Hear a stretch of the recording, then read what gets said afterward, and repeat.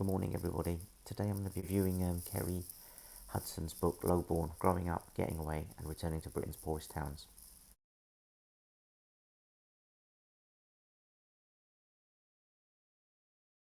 And the book tries to describe what it means to be born and grow up poor.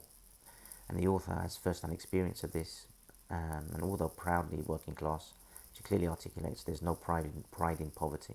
The reason I picked up this book personally is because she narrates that she scored 8 out of 10 on the adverse childhood experiences scale, and not having a fixed stable place to call home. And she writes the book in a retrospective account, as now she's a successful author. Personally, I wish she spent more time writing this book than some of the fiction work, because this was very compelling and I tried to finish it in one sitting. I was gripped as she flitted between the present and the past, and how the early trauma affects her life today. This is Hudson's personal memoir of growing up with a single mother, a dysfunctional wider family, a distant father, some horrific and difficult figures in her life, living on various council estates in grey British towns. Make no bones about it, this was an appalling childhood, and the young mum who was expected to raise her did so with great difficulty with the environment and her own situation. What's amazing about this book is how dispassionately she writes, without anger, hatred or regret. What I was left thinking was that despite all of our technological advances and our sophistication in the modern world, the poorest and most disadvantaged, for them, things are probably worse than they were in previous generations, because the gap between the rich and the poor grows faster than we can ever imagine. There are a lot of places where you might smile in this book, and others where tears are the only justice you can do to it. But the raw imagery of the past, coloured by emotional and financial adversity, systemic in nature, trigger off things in our own thinking. It just makes you fear for the child in the story and all the other children in stories like this across the world.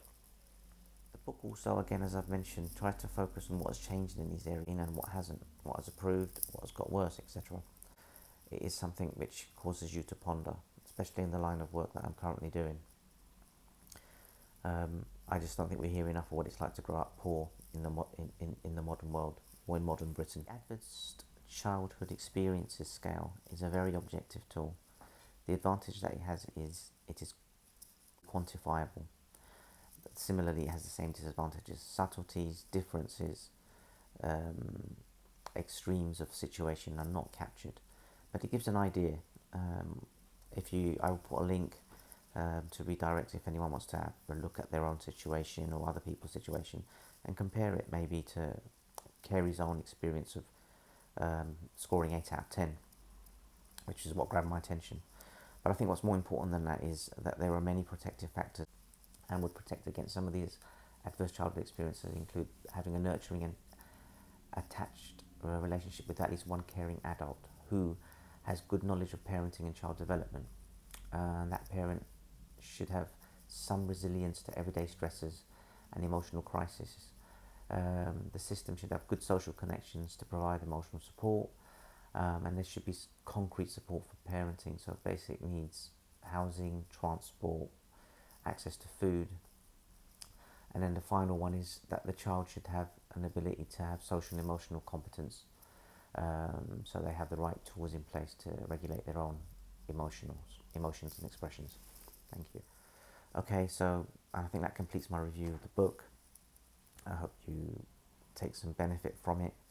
I'll put a link to the book in the description if you need to read it. If you want to comment, share ideas, more than happy to do that on any of my social. And I hope to see you on the next book review.